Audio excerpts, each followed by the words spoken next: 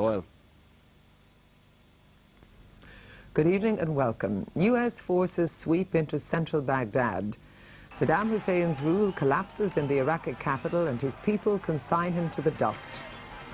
Looters gush official buildings. Sporadic shooting prompts the Red Cross to suspend operations.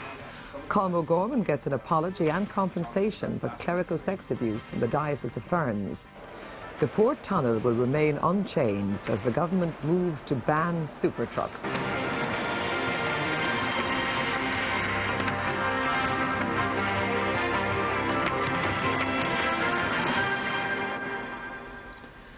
Saddam Hussein's rule over Iraq crumbled today when American forces swept into the heart of the capital, Baghdad, taking control of it and in the process toppling a 20-foot statue of the man who dominated the country for 24 years.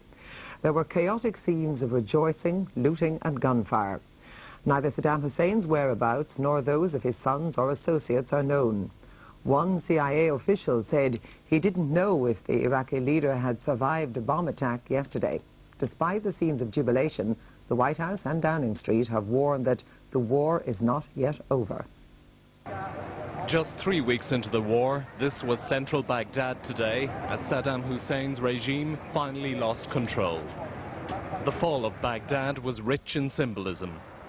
Historic television images from the Iraqi capital as a statue of Saddam is toppled by US Marines.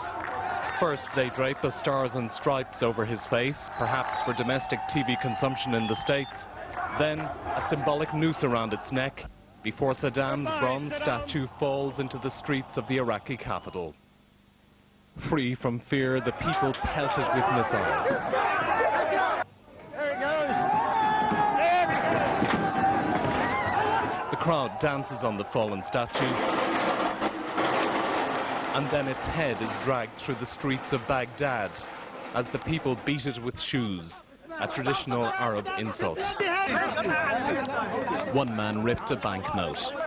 Earlier, the American tanks rolled into central Baghdad. Some locals had a traditional warm Arab welcome for the visitors, but one protester made her feelings known. Western journalists sensed the writing was on the wall when their government minders failed to show, and there was no sign of the normally irrepressible Iraqi information minister, Mohammed Saeed al-Sahaf. Instead, in the lobby of the media hotel, US Marines posed for the cameras and gave interviews. The civilians were very thankful for us to be here. The day's dramatic developments began as government officials disappeared and crowds of civilians celebrated openly on the streets. But there's been widespread looting in Baghdad as law and order collapses. Looters plundered anything they could carry from official buildings.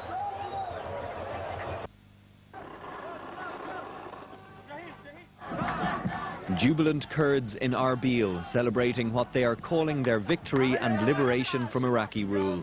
Hundreds took to the streets of the largest city in the Kurdish-run zone of northern Iraq, chanting, waving banners and holding up pictures of political heroes. About 60 miles away, US Special Forces, assisted by Kurdish fighters, are now within striking distance of the key city of Mosul, having taken control of a strategically important mountain nearby. Not far from there, fighting is continuing in Kalak. Also in the north, Iraqi troops are reported to have deserted their posts in the town of Tuz. If true, this would open the way for Peshmerga forces to advance on Kirkuk, which the Kurdish Democratic Party hopes to make the capital of a post-Saddam federal Kurdish state. This convoy of Kurdish fighters today arrived in Chamchamal, 20 miles east of Kirkuk, to shore up defences in the town. In the south, there has been widespread looting in Basra. There appears to be a total collapse of law and order in the city, where British troops have fired warning shots to protect themselves. These US Black Hawks from the 101st Airborne Division arrived in the south-central town of Najaf, which had been the scene of very heavy fighting. Now these US soldiers, having done their work, are being relieved. Elsewhere in the town, these Iraqi resistance soldiers, who were trained by American forces, may well become the first recruits of a new Iraqi army. Jonathan Clinch, RTE News.